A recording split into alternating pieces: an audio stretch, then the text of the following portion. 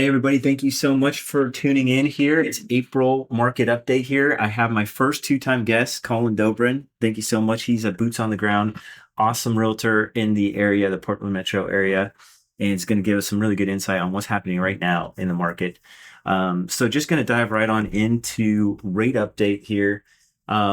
Rates have been stabilizing here since the initial kind of shock once we went into war with Iran, or the conflict there, Middle East conflict. And now we have seen some stabilization. There's a little bit of current pressure here, also with oil prices kind of going back up again. So a lot will fluctuate depending on what happens with oil prices here. Also, the Fed is probably going to keep rates steady. We'll hear that decision a little bit later today. Also, new Fed chair getting sworn in. So some potential shifting dynamics there interest rate wise here. But I wanted to get more into what's happening here with real estate sales and the best time to list a home. Colin and I actually shot this in March because this article is pretty relevant on the best time to sell a home here in the whole nation, but also locally here in Seattle area, Portland area. So this article from realtor.com says that April 12th through 18th nationally is the best time to list a home. In Seattle, it was the week of the 29th of March and the 22nd of March in the Portland metro area. So wanted to kind of get your feedback on that. Why is that the best time to list a home? If we have missed that window, is that a horrible thing? Is this still a good time to list a home? What are your thoughts? Yeah, I mean, we all know spring is the time, right? And you have the most buyers in the market looking to absorb the homes that are listed. Mm-hmm. And so I would say we're right in prime time right now. So even if that week, they name that week, who knows whether that's absolutely reality. But the truth is that we're right in prime time. We have the most number of buyers in the market looking to take homes off the market and, secure their future home. Once we get into the summer, things slow down. People want to go and enjoy, the great weather we have here and hunker down and be prepared for the school year. So right now is the time. Absorption rate is, going to increase over this time frame compared to other parts of the year. We're obviously going to have the most number of new listings. But what I will say is, we're not seeing a whole lot different from previous years up until at least the data that we just received in March, which shows that, I think you wanted to touch on that too, showing that we are seeing pending sales increase. Yes. Yeah. So I do think that all correlates here with the demand we're seeing. The closed sales here in Portland metro area is up considerably from the last 2 years, which is encouraging because the start of the year, January, February, was pretty in line and even below those last 2 years. So having a big jump up there in March, jump in pending sales means most likely next month we'll see the same kind of thing. All speaks to the point of this is the busy season.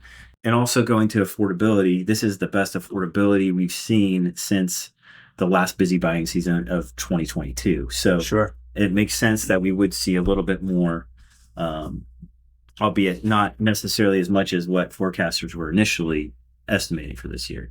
But also, you had mentioned something very interesting to me about affordability that's talked about a lot, affordability, and that is certainly a huge challenge for buyers right now. But you had mentioned kind of an interesting point on affordability in comparison to gold. Can you just kind of explain just briefly what you're seeing with that? Absolutely. Yeah, so I like to look at ratio analysis. And basically a ratio is you're going to take one asset and you're going to divide it by another. And so when we price anything, whether it be real estate or stocks, precious metals, we're pricing in US dollars. That is a ratio. We're saying, what is the value of this thing priced in US dollars? So you can flip things around and you can actually look at ratios of, a variety of different asset classes. So one of the things I like to do is I'll take an asset, and in this case, let's talk about real estate. I'll say, what is the value of real estate if we price it in gold? Now, we all know that gold has gone on a pretty significant tear over the last couple of years, especially, topping out in the $5,500 range. Now we're, I think, $4,500 or somewhere in that zone per ounce. But what you do is you look at the value of real estate priced in gold, and that gives you a relative basis for the value of real estate. So real estate being the numerator, gold being the denominator. And so when you look at that ratio, you actually see that homes priced in gold they're really cheap. And it's a different way to think about affordability, because when we look at everything priced in dollars, it looks astronomical, like everything has gone to the moon, which it has. But what is the reason for that? It's because the value of the dollar has just been decimated over time, and it continues to go down. And why is that? Because they can just print more money. And so the appreciation of real estate and other assets, I think a lot of it has to do with the devaluation of dollar over time. Whereas gold is a fixed asset. It's finite. You can't print it. It costs money to pull it out of the ground and refine it. And so, when I look at this ratio, in fact, we can even look at Portland Metro and median priced home in gold. How many ounces are required to buy the median priced home? And, there was a time in 2001 where it took over 600 ounces of gold to buy that house. And today we're down in the 150, 160 range. Wow. And so, that's crazy. Yeah. So what that tells me is that, we're not in a scenario where real estate is going to just crash. A lot of people are calling for some sort of massive pullback. A lot of buyers are waiting for that. They're hoping, we want the price of real estate to go down. Yeah. I look at this and it gives me pause to believe whether or not that's true. I don't think that's the reality. And even still, more evidence against that is the fact that we've underbuilt, right? We don't have the inventory. So the dynamics are not there like they were in 2008, overbuilt, oversupply scenario, and a bunch of bad loans too. That's not the reality today in our current market. That's really interesting. And so, speaking more to affordability too, we've seen December was the best time since June of 22. We saw a little pullback in affordability here in March, mainly I think due to that increase in rates we saw late February, early March. Yeah. So it's interesting how dynamic rates, how much that impacts. But affordability, we see that's a challenge. It's still going to be a challenge. For a lot of first-time home buyers, we're seeing the age of first-time home buyers continue to get older and older because it becomes more challenging. But that just means the benefit is still there. There's a lot of reports here of net worth and how that's being postponed. And now as first-time home buyers are becoming older and older, their net worth accumulation is being delayed because the home is such a big piece of that. So affordability, I guess, understand it's still an issue. Is there other things that we can do here?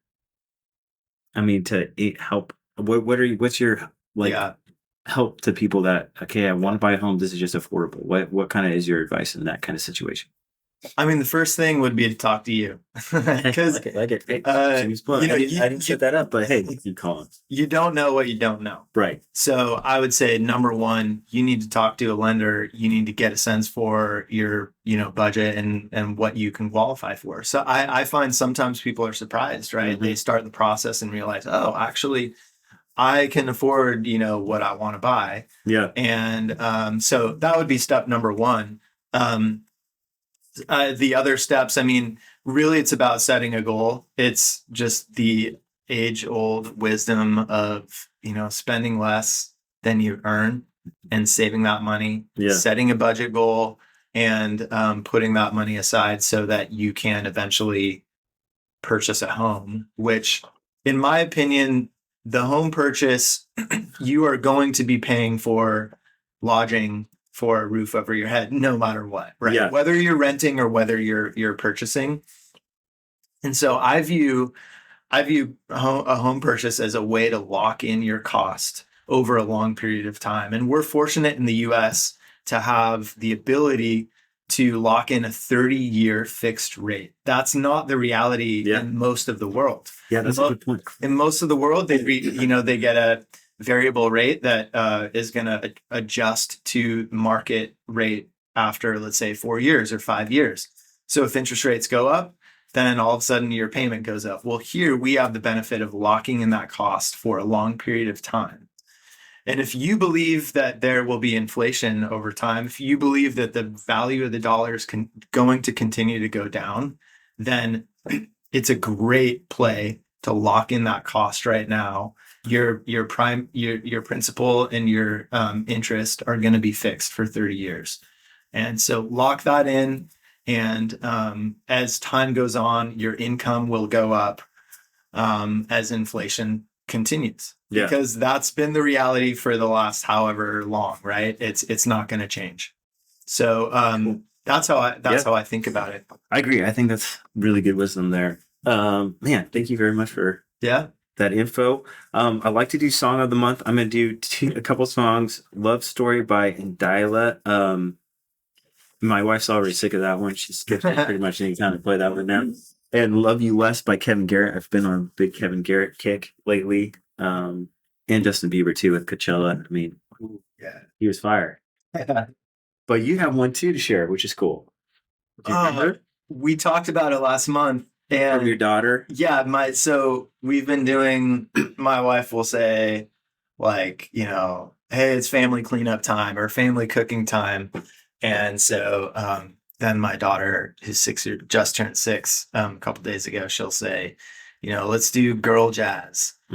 And she wants to listen to, what the heck's her name? Olivia Dean. Olivia Dean. That album is just straight fire. It's so good. The one she released, I think last year or the year before. Yeah, I'm not sure. It's pretty. Yeah, I've been listening a little bit too. She's good. Yeah, it's good stuff. I love that family cleanup. Let's think about that here with our family. Come on, Crew Jacks, let's do it. Well, I like it. Well, Colin, thank you so much for being on. I appreciate it. Guys, thank you for tuning in. If we can be of a resource at all, our information is down below. Please reach out and have a great one. Thank you.